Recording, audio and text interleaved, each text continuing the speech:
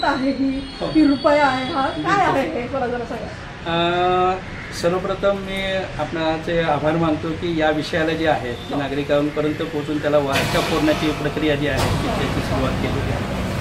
तर जी आपण नोट दाखवली किंवा ज्या भारतातल्या सगळ्या नागरिकांच्या खिशामध्ये ज्याला रुपये म्हणतात, तर RBIने त्याला बँकनोट म्हटलेलं आहे किंवा कायद्यामध्ये त्याला बँकनोटच असा शब्दप्रयोग त्याच्यामध्ये केलेला आहे। भारताचं चलन हे रुपया आहे आणि रुपया म्हणजे 1 पैसा 2 पैसे 100 पैसे म्हणजे रुपया आहे आणि 1 रुपयाच्या नोटेवरती भारत सरकार असं त्याच्यामध्ये मेन्शन केलं गेलेलं आहे आणि त्याच्यावरती वित्तमंत्र्याची सही।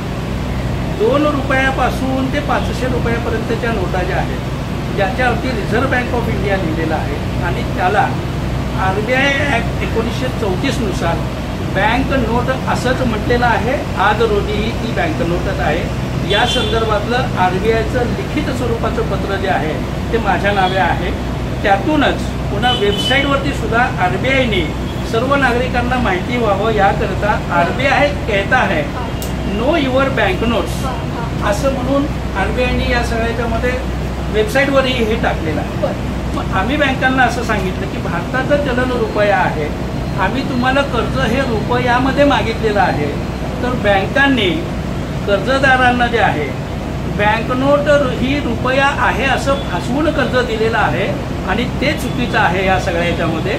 म्हणून आम्ही बँकांवरती आत्ता या सगळ्या याच्यामध्ये IPC 1960च्या कायद्यानुसार IPC 1960चं कलम 420, 406, 467, 468, 469, 477 120 34, त्यानंतर 489 आणि 489 इत्यादी कलमाखाली बँकावरती फौजदारी स्वरूपाचे गुन्हे दाखल करून बँक सील करण्याची मागणी आम्ही माननीय कलेक्टर साहेब, माननीय पोलीस आयुक्त, संबंधित पोलीस स्टेशन यांच्याकडे ही केलेली आहे आणि त्याच पद्धतीने न्यायालयामध्ये सुद्धा आम्ही कन्झ्युमर कोर्टामध्ये ही केस जी आहे ती या निमित्ताने आम्ही उभी केलेली आहे।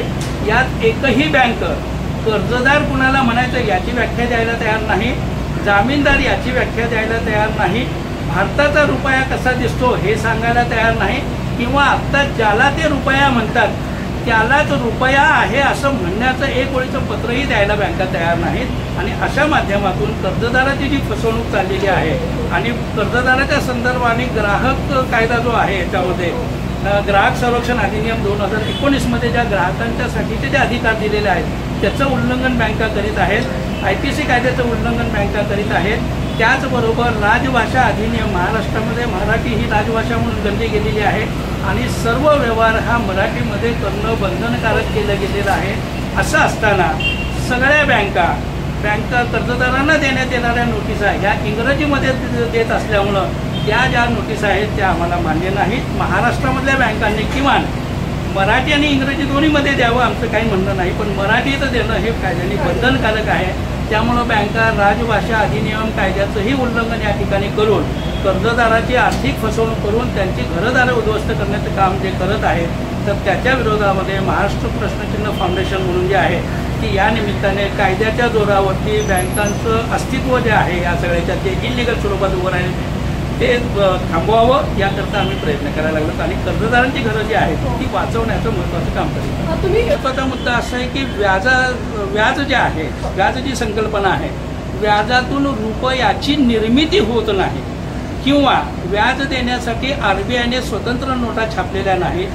ज्या बँक नोटा छापलेल्या आहेत त्याच्याच अंतर्गत व्याज देण्याची प्रक्रिया राबवलेली असल्यामुळं व्याज एकमेकांना दिल्यामुळं रुपयाची निर्मिती होत नाही, रुपये आहे तेवढेच राहतात। असं असताना बँकांना जो नफा मिळाला आहे असं ते दर्शवलं जातं किंवा बँकांना इतक्या कोटीचा नफा जो मिळाला गेलेला आहे, तर मग बँकांनी छापलेले रुपये जे आहेत किंवा बँका एक हप्ता थकल्यानंतर ती रक्कम मुद्दलामध्ये ॲड करून मुद्दलामधून पुन्हा त्यातून व्याजाची रकमेची वसुली करत असताना ते चक्रवाढ व्याज त्या म्हणून गणलं जातं आणि कायद्यामध्ये चक्रवाढ व्याज घेण्याची तरतूद नाही। असं असताना बँकांनी आभासी मुद्दलाच्या द्वारे कर्जदारांना डिजिटच्या स्वरूपामध्ये कर्ज देऊन त्याची फसवणूक केलेली आहे आमचं असं स्पष्ट मत आहे। एका प्रकार 5 कोटीचं प्रकरण होतं बँक ऑफ महाराष्ट्राचं, तर त्या प्रकरणामध्ये आम्ही स्टेट कन्झ्युमर फोरम मुंबई येथे यांच्याकडे कंप्लेंट जी आहे ती दाखल केलेली, या संदर्भातली आमची कंप्लेंट कोर्टामध्ये दाखल करून घेतली गेली। त्याच्यामध्ये आम्ही सांगितलं की बँकांनी दिलेली कर्ज जी आहेत ती कायद्याच्या कक्षेत बसत नाहीत, त्यामुळे आम्हाला कर्जमुक्त करावं. दुसरी गोष्ट, बँकांनी या सगळ्याच्यामध्ये आम्हाला जो शारीरिक, आर्थिक, मानसिक जो त्रास केलेला आहे, तर त्या त्रासापोटी आणि शारीरिक माणसापोटी आणि वर्तमानपत्रामध्ये जप्तीच्या अनुषंगाने जाहिरात देऊन आमची मानहानी केलेली आहे. तर या सगळ्या अनुषंगाने 2 किलोचं सोनं जे आहे नुकसान भरपाईच्या माध्यमातून आम्हाला मिळावं अशा पद्धतीची मागणी त्यामध्ये आम्ही केलेली आहे. कोर्टाकडे ती केस दाखल करून घेतली गेली.